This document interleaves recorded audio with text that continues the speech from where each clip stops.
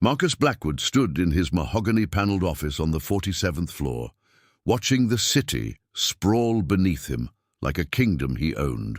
The billionaire tech mogul had built an empire on algorithms and arrogance, crushing competitors and buying silence with equal precision. But tonight, a single encrypted message glowed on his phone screen, a message that would unravel everything he'd spent decades protecting.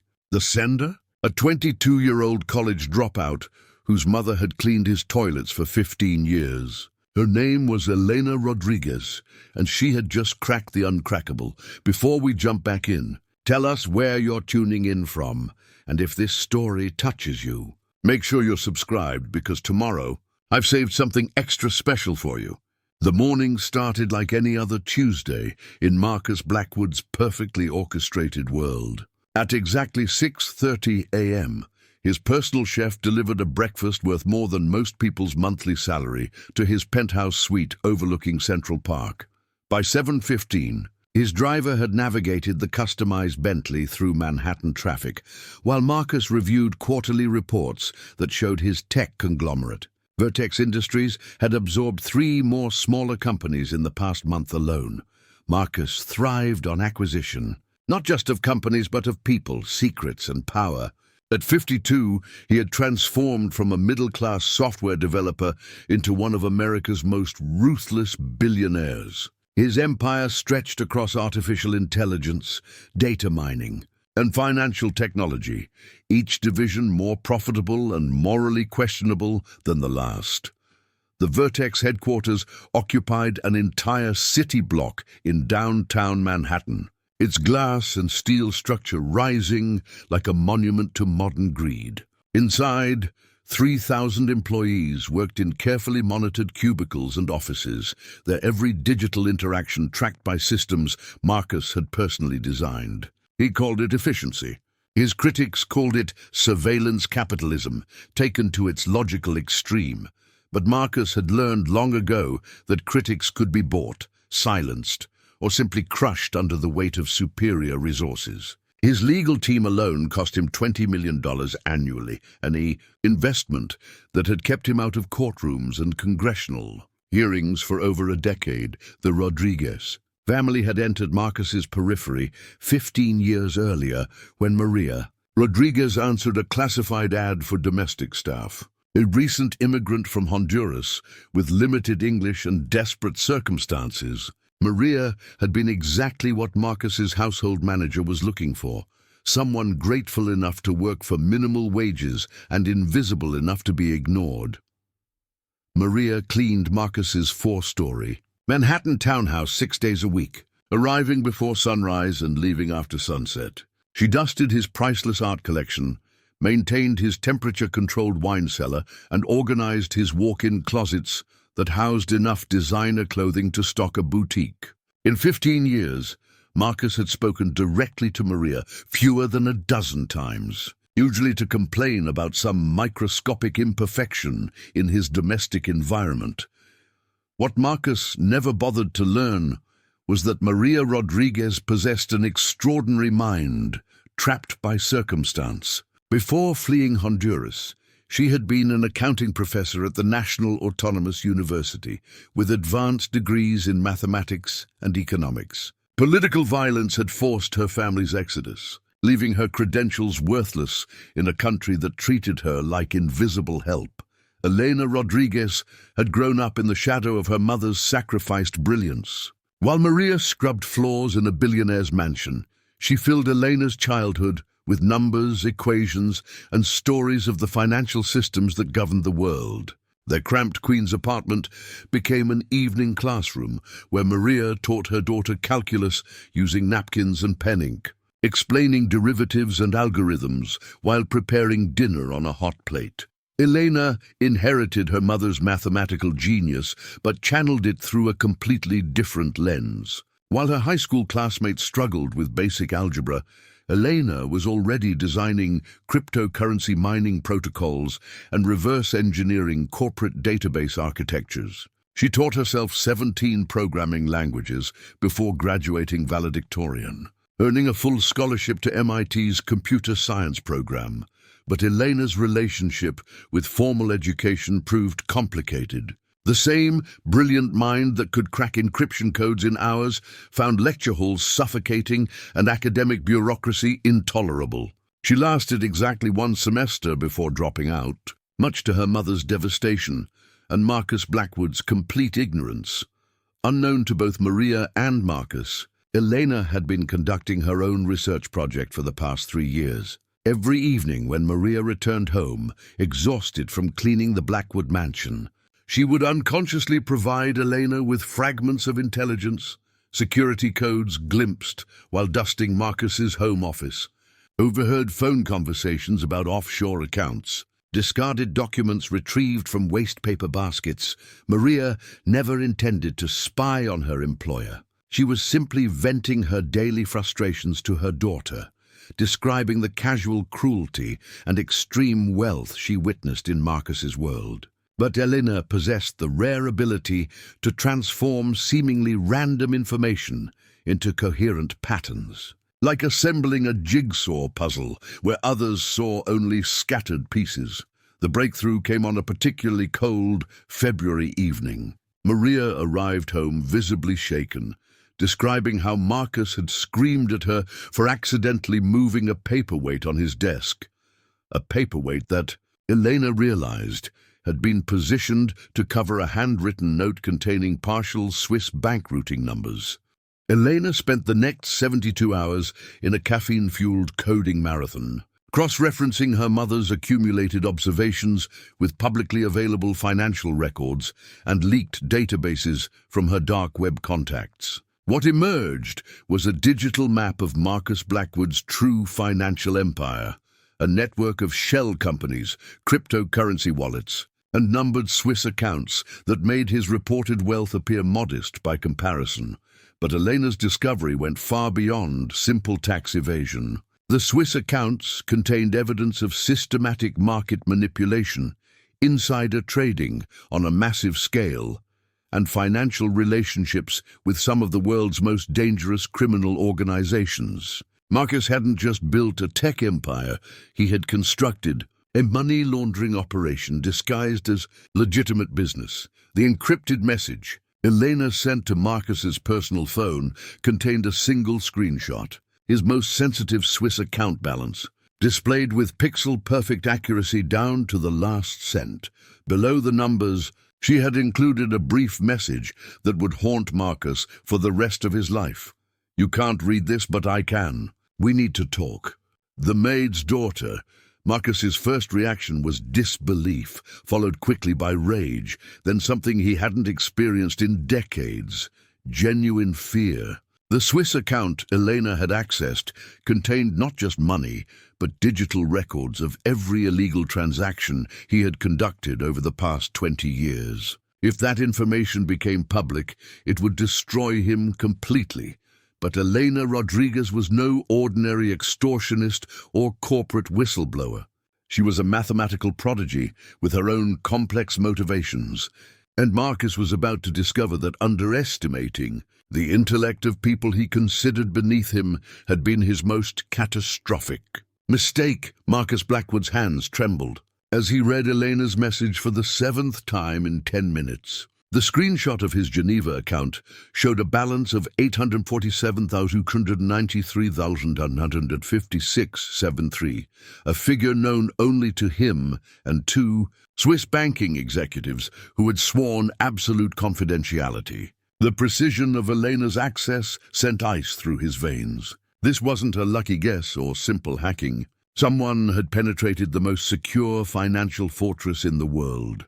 His first instinct was damage control. Marcus immediately called Heinrich Zimmermann, his primary contact at Banque Privée de Genève. The conversation lasted exactly 47 seconds before Heinrich's normally composed voice cracked with panic. The Swiss banker confirmed Marcus's worst fears. Their quantum-encrypted security systems showed no signs of breach, no failed login attempts, no suspicious access patterns. Elena had somehow bypassed every digital safeguard without leaving a trace. "Herr Blackwood," Heinrich whispered in heavily accented English, "this is impossible." Our security protocols are mathematically unbreakable. Even the NSA cannot penetrate our systems. Marcus ended the call and began pacing his office like a caged predator. In 30 years of corporate warfare, he had never encountered an opponent who could strike from complete invisibility. Every enemy he had crushed before had possessed obvious weaknesses, financial pressure points, family members to threaten, or reputations to destroy. But Elena Rodriguez existed in his blind spot, a ghost who had been observing him for years while he remained completely unaware of her existence.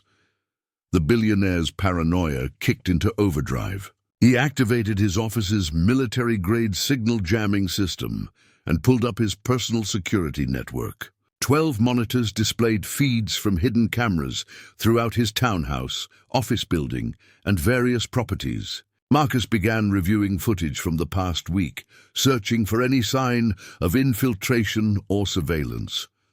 What he found was even more disturbing than digital evidence would have been. Elena had never physically approached his properties. She had never hired hackers or corporate spies. The young woman had somehow constructed a complete map of his financial empire using nothing but ambient intelligence. The digital breadcrumbs he scattered unconsciously. Throughout his daily life, Marcus's phone buzzed with a second message from Elena. "Still searching your security cameras? You won't find me there. I've been watching you through your own mother's eyes for 3 years.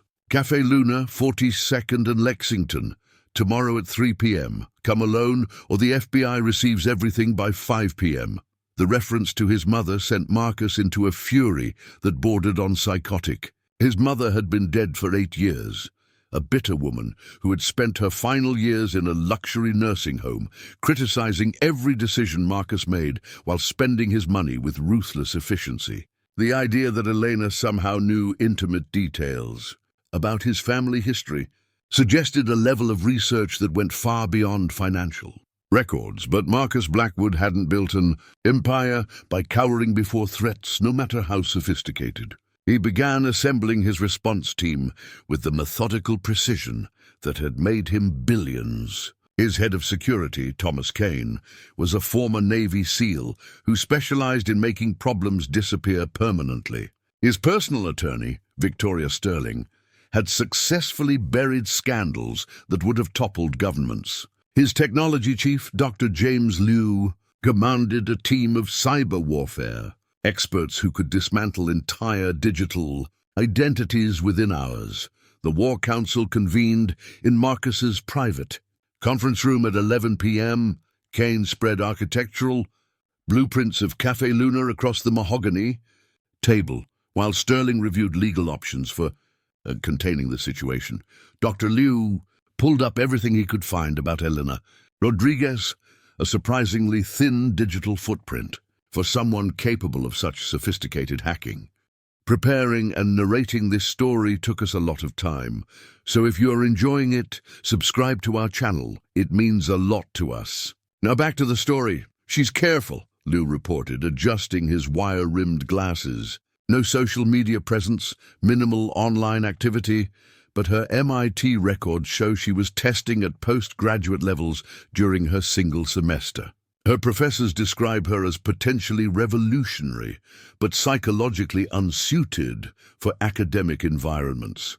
Kane studied the cafe blueprints with tactical precision. "The location is smart, public enough to discourage violence, but with multiple exit routes if she needs to run. She's thinking like a professional." Sterling, ever the pragmatist, outlined their legal vulnerabilities. "If she actually has access to your Swiss accounts, Marcus, we're looking at potential charges spanning 3 decades.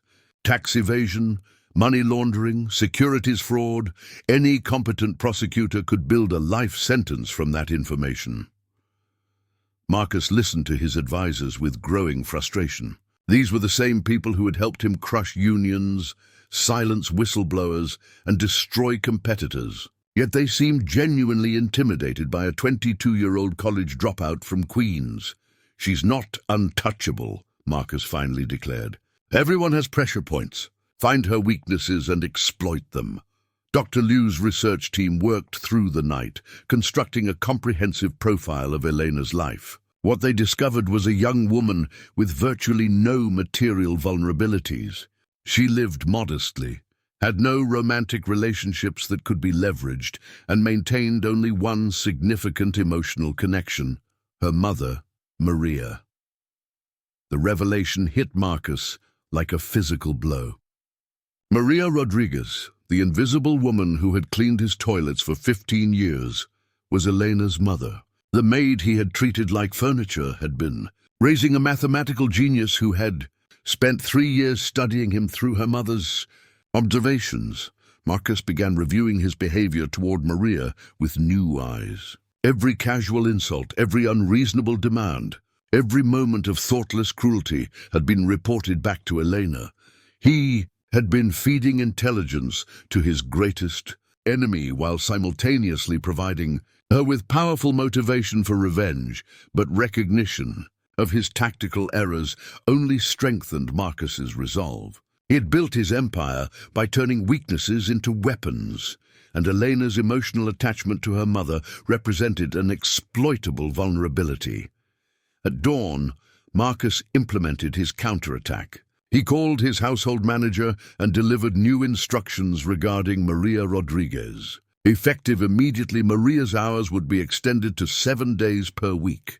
Her wages would be reduced by 40% due to performance issues. Most importantly, her immigration status would be subjected to intensive legal review by Sterling's law firm. The message was unmistakable. Eleanor could threaten his Swiss accounts, but Marcus controlled her mother's freedom and financial survival. In his world, emotional attachments were always liabilities that could be weaponized by sufficiently ruthless opponents. Marcus's phone buzzed at exactly noon with Elena's response. "Threatening my mother was predictable but stupid. You just eliminated any possibility of negotiation. The FBI file uploads in 6 hours unless you're sitting in that cafe at 3 p.m. And Marcus, bring your checkbook." The price just went up. For the first time in decades, Marcus Blackwood felt genuinely outmatched. Elena had anticipated his threats against her mother and turned them into leverage for herself. She was playing chess while he was still thinking in terms of brute force intimidation.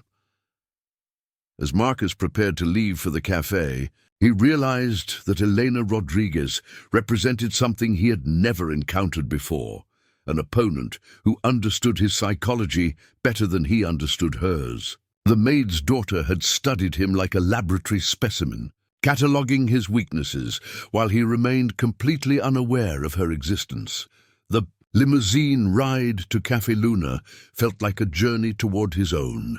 Execution Café Luna occupied the ground floor of a converted brownstone on East 42nd Street, its weathered brick facade and hand-painted sign suggesting bohemian authenticity in a neighborhood dominated by glass towers. Marcus arrived 15 minutes early, his security detail positioned discreetly across the street, while Thomas Kane monitored from a rented office 3 blocks away. Every precaution had been taken, yet Marcus felt more vulnerable than he had since his first corporate takeover 30 years ago.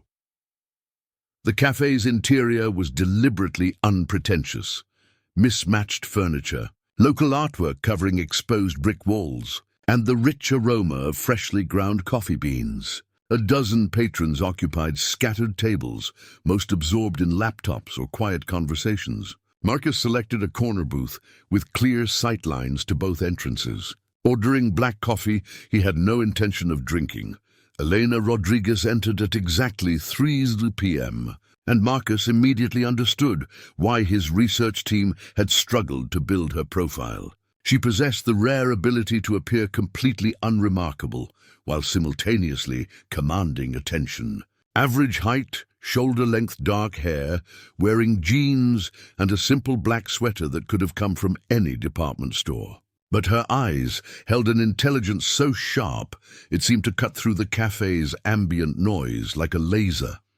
She approached his table with the confidence of someone who had already won, sliding into the opposite seat without invitation. Up close, Marcus could see traces of her mother's features, the same strong cheekbones and determined jawline, that he had never bothered to notice during 15 years of casual dismissal. "You're smaller than I expected," Elena said, studying Marcus with clinical detachment. "Television cameras must add bulk along with inches." Marcus bristled at the casual insult. "You've made a serious mistake, young lady." "I don't respond well to threats," Elena laughed, a sound devoid of humor. "Threats? Marcus, I sent you a friend request. You're the one who escalated to threats when you decided to weaponize my mother's immigration status." She pulled out a tablet and placed it between them on the wooden table. The screen displayed a real-time feed of Marcus's Swiss account activity, numbers updating as transactions processed across global time zones. But more disturbing were the dozens of additional accounts Elena had somehow accessed: shell companies, cryptocurrency wallets, and offshore holdings that represented the true scope of Marcus's hidden empire. "The Cayman Islands entity you use for tech patent purchases," Elena continued, swiping to reveal another account. "The Singapore holding company that processes your Chinese manufacturing contracts. The Dubai investment fund that launders money for your Eastern European clients." Should I continue? Marcus felt his carefully constructed facade beginning to crack. "What do you want?" "Justice would be poetic, but I'm a pragmatist." Elena leaned back in her chair. "I want you to understand exactly how thoroughly you've been outmaneuvered before we discuss terms." She began explaining her methodology with the casual precision of a professor lecturing undergraduates. For 3 years, Elena had been constructing a digital surveillance network using nothing but publicly available information and her mother's unwitting intelligence gathering. Every document Maria glimpsed while cleaning, every overheard phone conversation, every casual detail about Marcus's daily routine had been catalogued and cross-referenced. "You leave digital breadcrumbs everywhere," Elena explained. "Your personal phone's location data correlates with Swiss banking hours. Your private jet's flight records match cryptocurrency market manipulations. Your house staff overhear conference calls about insider trading deals. Individually, these data points mean nothing. But I have a gift for pattern recognition." Marcus realized he was witnessing something unprecedented, a complete dismantling of his security apparatus by someone who had never set foot inside his properties or hired a single professional hacker. Elena had turned his own environment against him, transforming his household staff into unknowing intelligence assets. "The breakthrough came when I started analyzing your psychological patterns," Elena continued. "You're predictable, Marcus. Arrogant men always are. You make decisions based on ego rather than logic, which creates exploitable vulnerabilities in your financial operations." She demonstrated by pulling up a trading algorithm she had designed specifically to exploit Marcus's market behavior. The program predicted his investment moves with 93% accuracy by analyzing his media appearances, social events, and even his household's grocery purchases. "Last month, you bought Belgian chocolates for a dinner party," Elena said, showing him the grocery receipt. "That told me you were courting European investors, which meant you'd be shorting American currency futures within 72 hours. I made $40,000 trading against your position." Marcus felt physically ill. Elena hadn't just penetrated his financial accounts. She had been parasitically profiting from his investment strategies while he remained completely unaware of her existence. "You're clever," Marcus admitted grudgingly. "But cleverness won't protect you from consequences. I have resources you can't imagine." Elena's expression hardened. "Resources like Thomas Kane, your security chief, who's currently watching us through binoculars from the Chase Bank building across the street. Or Dr. James Liu, whose cyber warfare team spent all night trying to trace my digital footprint through 7 layers of proxy servers." She pulled up another screen, showing real-time surveillance footage of Kane's position, along with detailed dossiers on Marcus's entire security apparatus. Elena had been monitoring his monitors, tracking his trackers, and analyzing his analyzers. "Your resources are impressive but conventional," Elena continued. You think in terms of force and intimidation because those tools have always worked against conventional opponents. But I'm not conventional, and I've spent 3 years learning everything about you while you knew nothing about me. Marcus began calculating escape routes and contingency plans, but Elena seemed to anticipate his thoughts. "Don't consider running," she said calmly. "I have dead man switches built into every system. If I don't check in every 12 hours, everything uploads automatically to the FBI, SEC, IRS, and the International Criminal Court. My digital legacy is more secure than your Swiss accounts." The billionaire found himself in completely unfamiliar territory, outmaneuvered, outthought, and facing an opponent who had turned his greatest strengths into liabilities. Elena had weaponized his arrogance, his predictability, and his casual cruelty toward people he considered beneath him. "What are your terms?" Marcus asked, his voice barely above a whisper. Elena smiled for the first time since entering the cafe. "Now we're communicating properly. My terms are simple but non-negotiable." She outlined her demands with the precision of a corporate merger agreement. Migos would establish a foundation with an initial endowment of $500 million, dedicated to providing educational opportunities for immigrant families. He would publicly apologize for his treatment of domestic workers and implement industry-leading labor standards across all his companies. Most importantly, he would submit to ongoing financial monitoring to ensure compliance with all tax and securities regulations. "In exchange," Elena concluded, "I'll maintain your secrets and even help optimize your legitimate business operations. Think of me as a very expensive consultant with lifetime tenure." Marcus stared at the young woman across from him, recognizing that Elena Rodriguez represented evolution in action, a new type of opponent adapted to the digital age he had helped create. She fought with information rather than money, used intelligence instead of intimidation, and turned psychological insight into unstoppable leverage. "And if I refuse your terms?" Elena's smile disappeared. "Then you'll discover that a federal prison is much less comfortable than your Manhattan penthouse. The choice is entirely yours, Marcus." For the first time in his adult life, Marcus Blackwood realized he had no choice at all.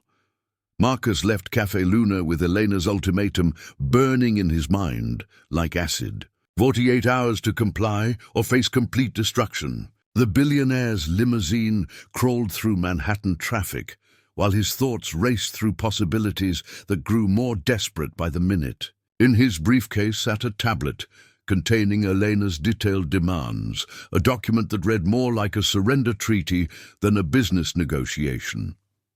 Back at Vertex Industries headquarters, Marcus convened an emergency strategy session with his inner circle. The conference room's panoramic windows offered a commanding view of the city, but for the first time in decades, Marcus felt like he was looking up from the bottom of a well. Victoria Sterling paced behind the mahogany conference table, her usual composure cracking under pressure. "The foundation demand is manageable. 500 million is expensive, but not catastrophic. But ongoing financial monitoring? That's essentially making her a permanent partner in your empire." Thomas Kane studied surveillance photos of Elena leaving the cafe. "She's professional grade, Marcus. The counter-surveillance awareness, the tactical positioning, the psychological warfare. This isn't amateur hour. Someone trained her, or she's a natural talent operating at expert level." Dr. Liu pulled up his analysis of Elena's digital footprint, spreading multiple monitors across the conference table. "I've been tracking her online presence for 36 hours. She's using military-grade encryption, routing communications through at least 12 countries, and employing techniques that suggest formal training in cyber warfare. This isn't just mathematical genius, she has operational support." Marcus absorbed this intelligence with growing unease. Elena's capabilities went far beyond what any individual could accomplish alone, even a brilliant one. The possibility that she represented a larger organization, government intelligence, corporate espionage, or criminal syndicate, opened entirely new dimensions of threat. "What about her mother?" Marcus asked. "Maria Rodriguez must have weaknesses we can exploit." Kane shook his head grimly. "Already investigated. Maria's immigration status is completely legitimate. She obtained citizenship 8 years ago through a program you ironically helped fund through your corporate charity work. No financial vulnerabilities, no legal exposure, no obvious pressure points. Sterling added her legal assessment. Elena structured this operation specifically to eliminate traditional leverage points. She's essentially judgment-proof. No significant assets to seize, no reputation to destroy, no institutional affiliations to pressure. She exists in the spaces between conventional power structures.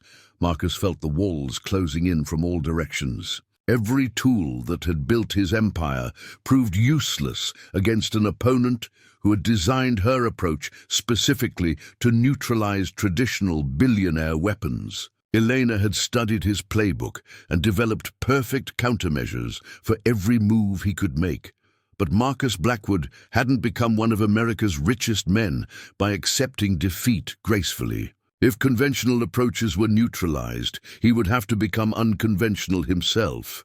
"Liu, I want you to hire the best black hat hackers money can buy. Not corporate security consultants.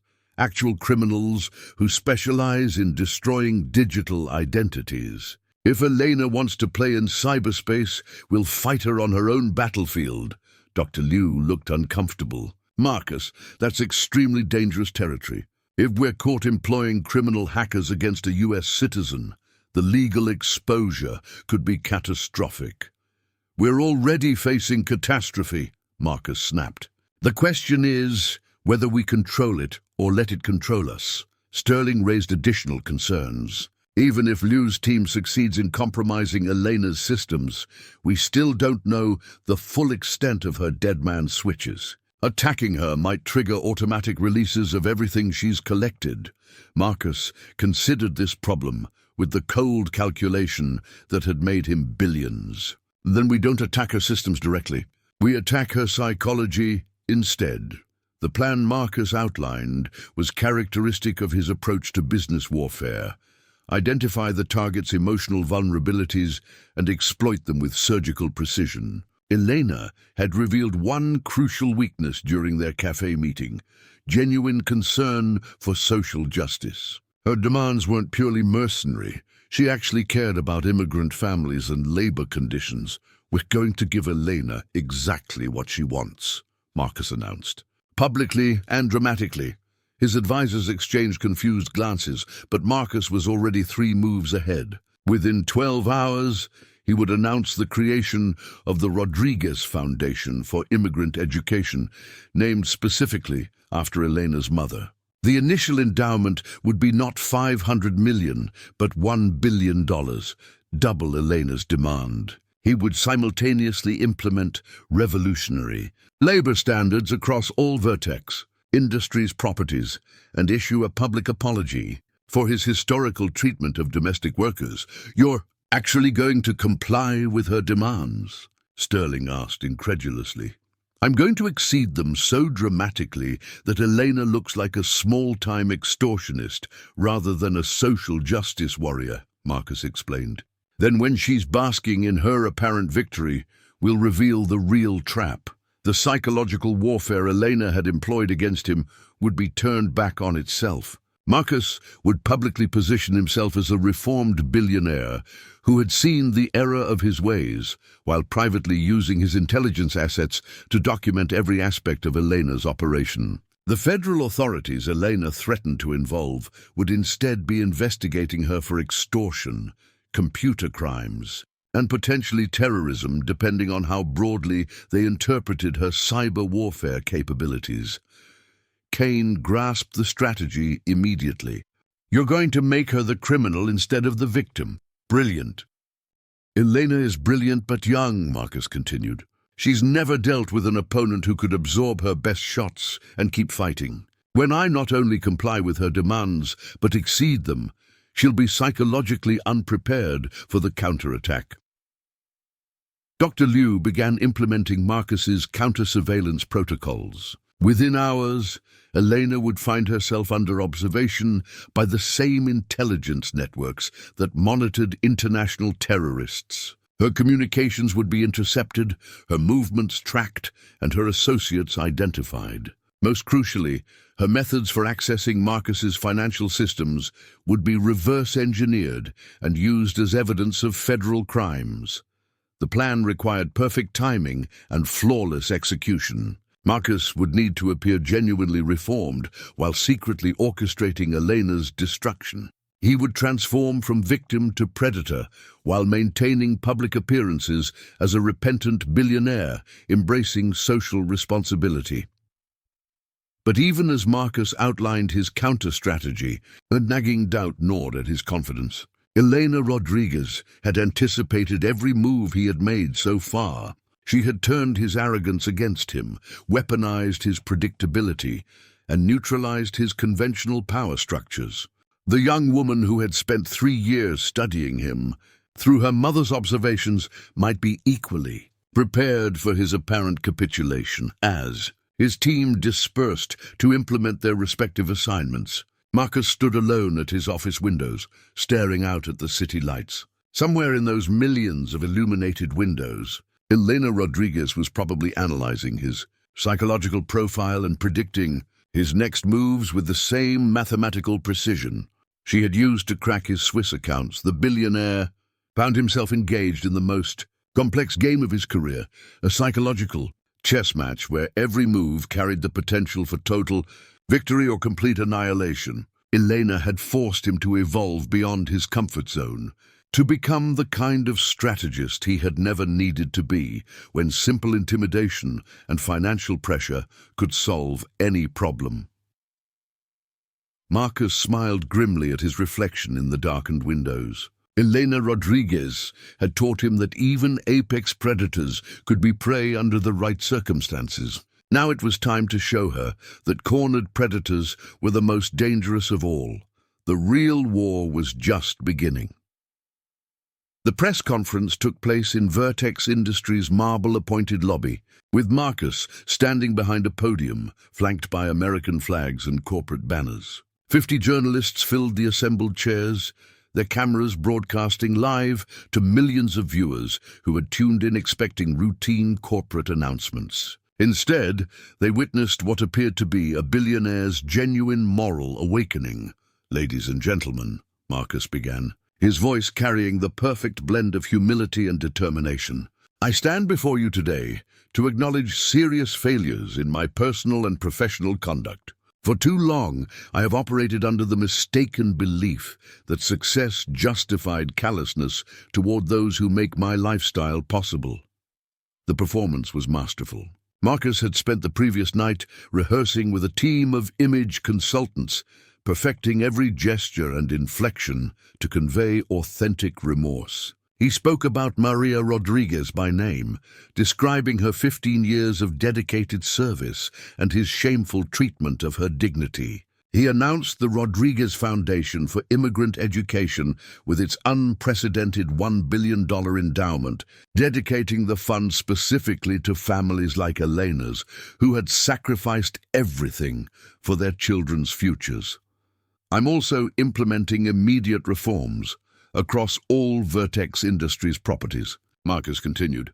"Every employee, from executive leadership to maintenance staff, will receive living wages, comprehensive health care, and educational assistance programs. We will become the gold standard for corporate social responsibility." The journalists erupted with questions, but Marcus had anticipated every angle. When asked about the timing of his conversion, he credited recent conversations with individuals who helped me understand the human cost of my business practices.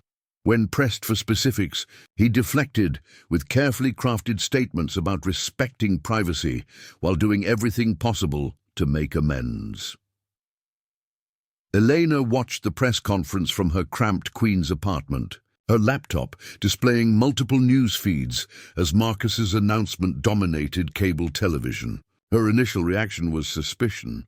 The timing was too convenient, the gestures too grand. But as she analyzed his body language and word choices, a disturbing possibility emerged. Marcus might actually be sincere.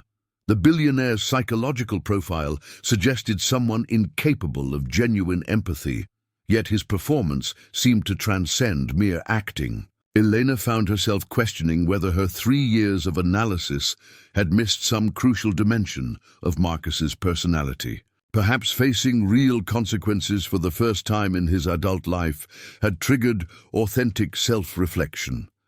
Her uncertainty deepened when Marcus's reforms began implementation with impressive speed. Within 48 hours, every Vertex Industries employee received notification of immediate wage increases averaging 30%.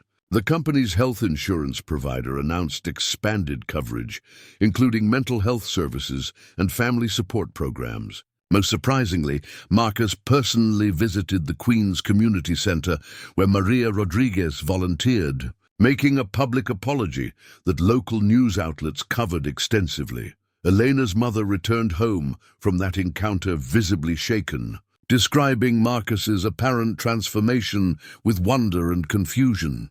"He knew my name, Mija. After 15 years, he actually looked me in the eyes and said my name. He apologized for treating me like furniture and promised to do better." The emotional impact on Maria was undeniable. For 15 years, she had endured Marcus's casual cruelty while maintaining dignified silence. His public acknowledgement of her humanity seemed to lift a weight she had carried since first entering his employment.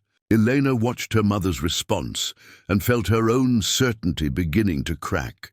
But Elena Rodriguez hadn't survived 3 years of digital warfare by accepting obvious explanations. While Marcus's public persona underwent dramatic transformation, she maintained surveillance of his private communications and internal corporate operations. What she discovered confirmed her suspicions about the performance's true nature.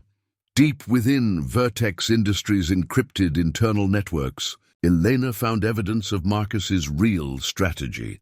Dr. Liu's team had indeed hired criminal hackers, a Russian cyber warfare group known as Digital Wolves, with connections to organized crime and state-sponsored espionage. Their assignment was comprehensive: identify Elena's operational infrastructure, compromise her security systems, and gather evidence of her activities for federal prosecution. The hackers had been surprisingly successful. Elena discovered with growing alarm that her supposedly impenetrable encryption had been partially breached. Her location data from the past month had been harvested, her financial transactions analyzed, and her communication patterns mapped with disturbing precision. Most concerning, they had identified the server farm in Iceland where she maintained her dead man switches. Elena realized Marcus's apparent capitulation was actually the opening move in a sophisticated counterattack, designed to neutralize her while appearing to comply with her demands. He was betting that her youth and inexperience would prevent her from recognizing a masterclass manipulation in progress. But Elena possessed advantages Marcus hadn't anticipated. Her relationship with the digital underground went far beyond simple hacking skills. During her brief time at MIT, she had connected with a network of hacktivist organizations dedicated to exposing corporate corruption and government surveillance. When she dropped out of formal education, these connections had evolved into something approaching a digital resistance movement. The group called itself Cipher Collective. 12 brilliant individuals scattered across 6 countries, united by shared beliefs about information freedom and corporate accountability. Elena had been their most successful infiltrator, using her unique position to gather intelligence on high-value targets like Marcus Blackwood. But the collective's capabilities extended far beyond what any individual could accomplish alone. Within hours of discovering Marcus's cyber warfare campaign, Elena activated protocols she had hoped never to use. The Cipher Collective's response was swift and devastating. The Russian hackers found their own systems compromised, their identities exposed, and their criminal activities documented in exquisite detail. Dr. Liu's supposedly secure communications were intercepted and analyzed, revealing the full scope of Marcus's deception. But Eleanor's counterstrike went beyond simple retaliation. The collective had been monitoring Marcus's Swiss accounts in real time, documenting every transaction and tracing connections to criminal organizations across 3 continents. What they discovered went far beyond tax evasion or money laundering. Marcus was actively financing human trafficking operations, arms dealing, and political corruption on a massive scale. The evidence was overwhelming and damning. Bank records showing payments to Eastern European human traffickers who supplied forced labor to Marcus's overseas manufacturing facilities. Cryptocurrency transfers to South American cartels who protected his rare earth mining operations. Wire transfers to African warlords who controlled territories containing mineral deposits essential to his technology products. Elena stared at her screens in genuine horror. She had expected to find financial crimes and regulatory violations. Instead, she had uncovered evidence that Marcus Blackwood was essentially a criminal kingpin whose legitimate business empire served as cover for activities that destroyed thousands of lives. Across the developing world, the Rodriguez Foundation and labor reforms were indeed theatrical performances, but the stakes were far higher than Elena had imagined. Marcus wasn't just trying to avoid prison for white-collar crimes. He was desperately attempting to maintain cover for operations that would trigger international criminal prosecution if exposed. Elena's hands trembled as she composed a message to Marcus. "Your performance is impressive, but I've seen backstage. The foundation is beautiful theater, but it doesn't balance the scales for what you're really doing. We need to meet again. Same place, tomorrow at noon. And Marcus, this time we will discuss the human trafficking operation in Moldova." She hit send and immediately began implementing enhanced security protocols. The game had escalated far beyond financial extortion or corporate reform. Elena Rodriguez was now hunting one of the world's most dangerous criminals, and he knew she was coming for him. The stakes couldn't be higher, and the margin for error had disappeared completely. Marcus received Eleanor's message while standing in his office bathroom, staring at his reflection in the mirror after what should have been his greatest triumph.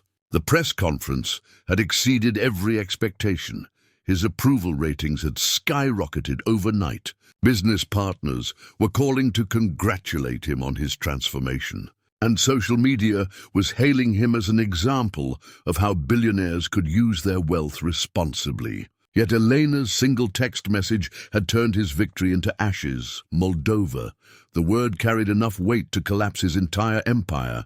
Marcus had spent 15 years carefully compartmentalizing his legitimate business operations from the shadow network that generated his real power. The Moldovan operation was supposed to be invisible, a labor trafficking pipeline that supplied workers to his European manufacturing facilities through a web of shell companies and corrupt officials. Elena shouldn't have been able to trace those connections through multiple layers of international finance and organized crime. His hands shook as he forwarded Elena's message to Thomas Kane. Within minutes, his security chief was on the phone with updates that confirmed Marcus's worst fears. The Cypher Collective had penetrated not just his personal accounts, but the entire network of criminal enterprises he had spent decades building. They had real-time access to communications between his operatives and their criminal partners across 4 continents. "It's over, Marcus," Kane said, his voice hollow with defeat. "They have everything. Bank records, communication logs, shipping manifests, even surveillance footage from operations in Romania and Bangladesh. This isn't a financial crime anymore. This is a crime against humanity." Marcus felt his carefully constructed world disintegrating. The trafficking operations had generated billions in profits by exploiting desperate people fleeing poverty and violence. His factories in Eastern Europe operated with virtually free labor, while his legitimate facilities maintained pristine working conditions for media consumption. The model had been brutally effective until Elena Rodriguez transformed from financial threat into existential nightmare. Dr. Liu's cyber warfare team had been completely neutralized. The Russian hackers Marcus had hired were themselves under attack, their own criminal networks compromised by retaliatory strikes from Elena's collective. Several team members had already been arrested by Interpol based on evidence that appeared simultaneously across multiple law enforcement databases. Victoria Sterling arrived at Vertex headquarters looking like she had aged a decade overnight. Her legal analysis was devastating in its simplicity. No amount of money or influence could contain the evidence Elena possessed. The International Criminal Court, FBI, and multiple European agencies would have airtight cases spanning decades of systematic human rights violations. "We're looking at potential life sentences in multiple jurisdictions," Sterling reported. "The trafficking charges alone carry minimum 25-year sentences, and that's before considering the arms dealing and political corruption charges. Even if we could somehow negotiate plea agreements, you'd never see freedom again."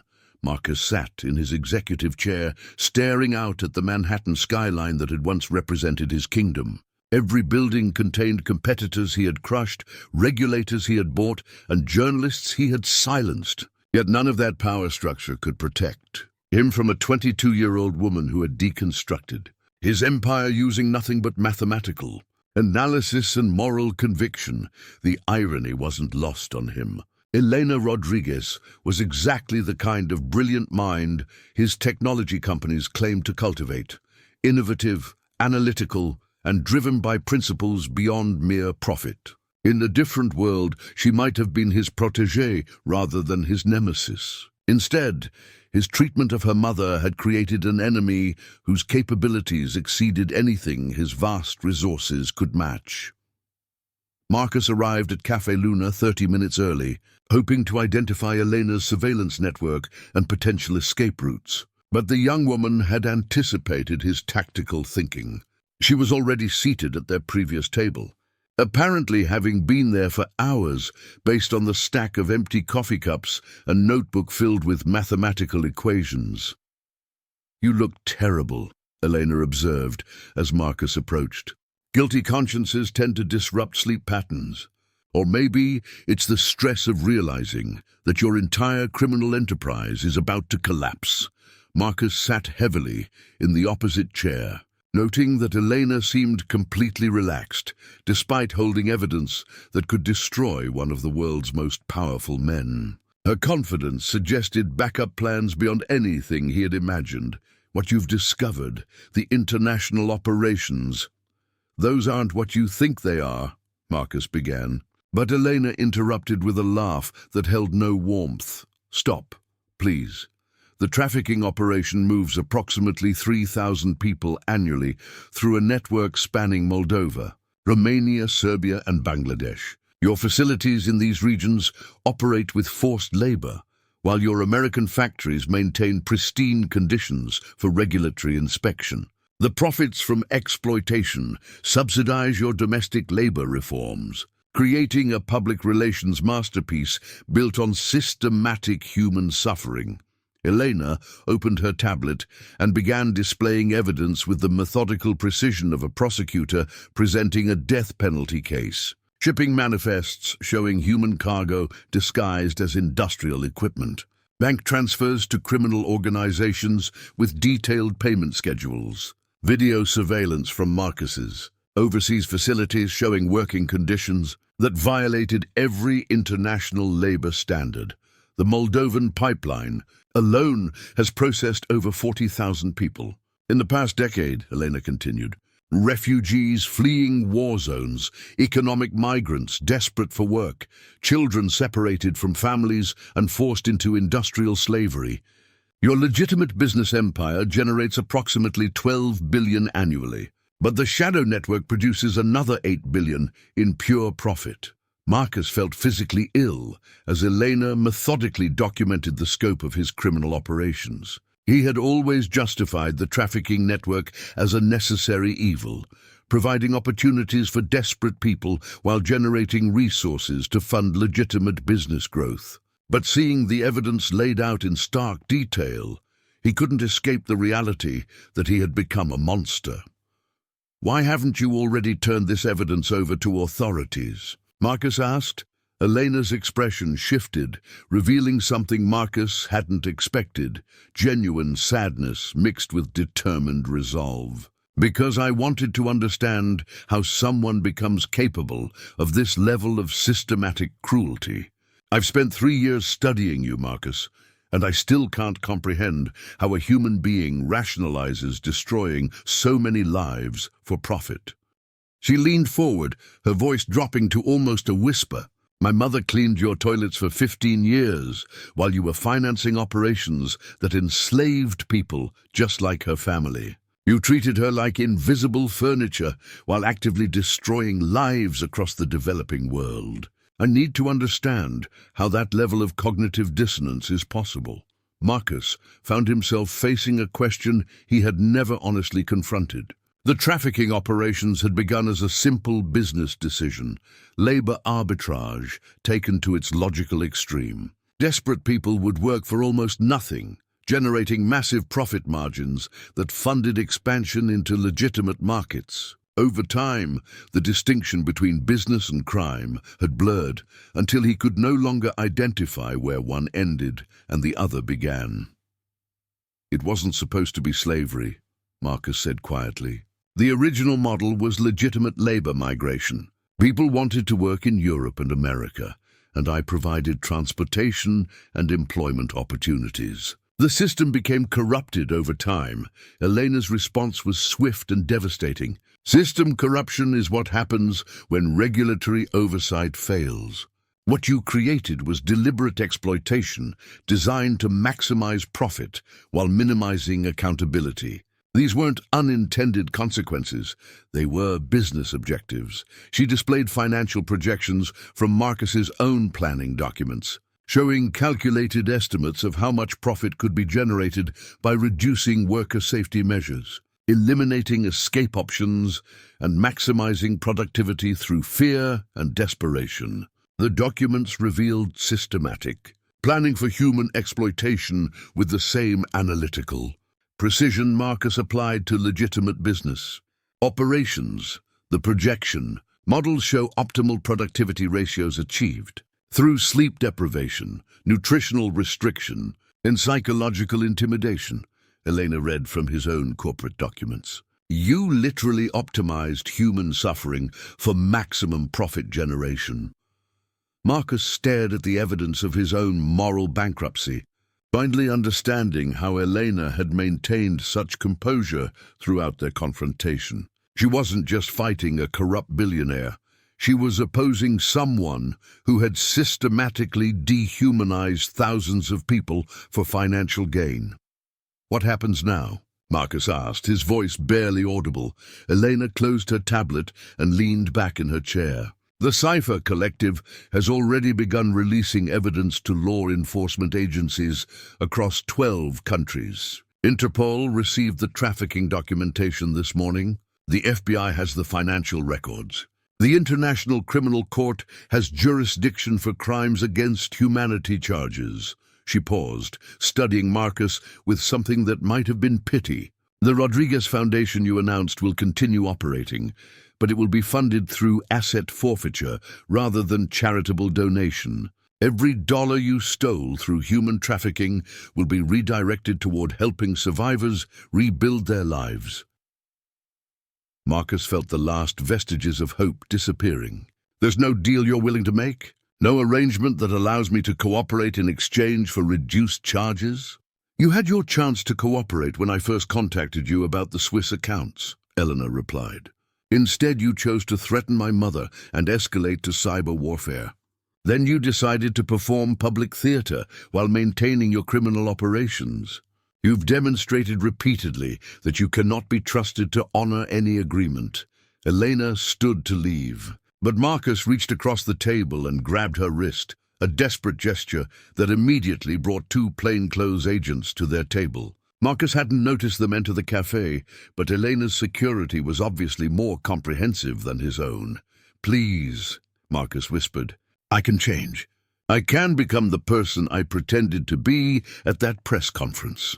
The foundation, the labor reforms, I'll make them real. I'll dedicate the rest of my life to undoing the damage I've caused." Elena gently extracted her wrist from his grip, her expression softening slightly. "Marcus, you had 15 years to notice that my mother was a human being, deserving of basic dignity. You had countless opportunities to question whether your business practices were ethical. You chose profit over people every single time until someone forced you to face consequences." She gathered her belongings and prepared to leave. "The agents behind you are from the FBI's International Human Trafficking Task Force. They have warrants for your arrest on multiple federal charges. You'll have opportunities to cooperate during the legal proceedings. But your freedom ends the moment you decide that human beings were acceptable. Casualties for business growth." Marcus looked around the cafe and noticed for the first time that several other patrons were federal agents, their positions strategically arranged to prevent any escape attempt. Elena had transformed their meeting into an arrest operation while maintaining the appearance of a casual conversation. "How long have you been working with law enforcement?" Marcus asked. "Since the beginning," Elena replied. "The Cipher Collective operates with tacit approval from multiple intelligence agencies. We provide evidence of criminal operations that traditional law enforcement cannot easily penetrate. Your trafficking network has been under investigation for 2 years, but your security measures made evidence gathering nearly impossible until I provided access to your financial systems."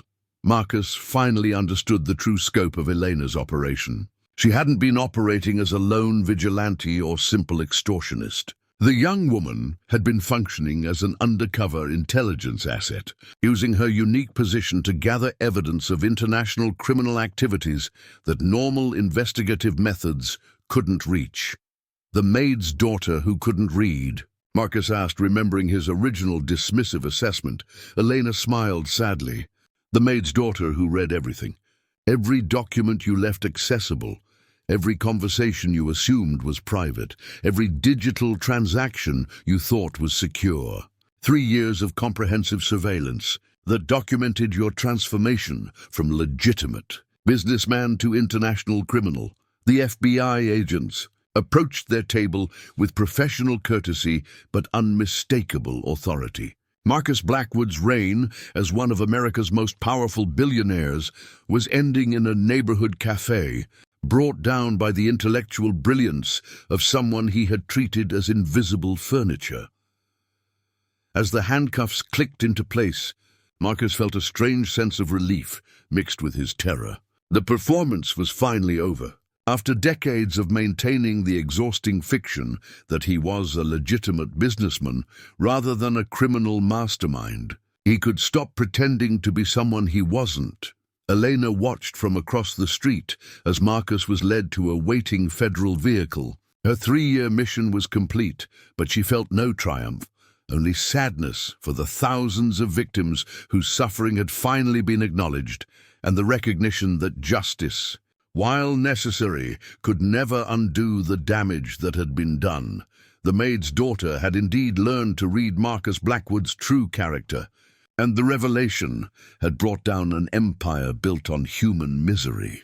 But as Elena disappeared into the Manhattan crowd, she was already analyzing the next target, another powerful predator who believed that wealth and influence placed them beyond the reach of justice. The Cipher Collective's work was never finished, and Elena Rodriguez had discovered her true calling as a digital hunter of those who preyed upon the vulnerable. Marcus Blackwood would spend the rest of his life in prison, but the network he had built would continue, operating until every component was dismantled and every victim was acknowledged. The real foundation Elena had created wasn't funded by billion-dollar endowments. It was built on the principle that no one, regardless of wealth or power, could escape accountability for crimes against humanity. And that foundation would prove far more durable than any empire built on exploitation and fear. Up next, you've got two more standout stories right on your screen. If this one hits the mark, you won't want to pass these up. Just click and check them out. And don't forget to subscribe and turn on the notification bell so you don't miss any upload from us.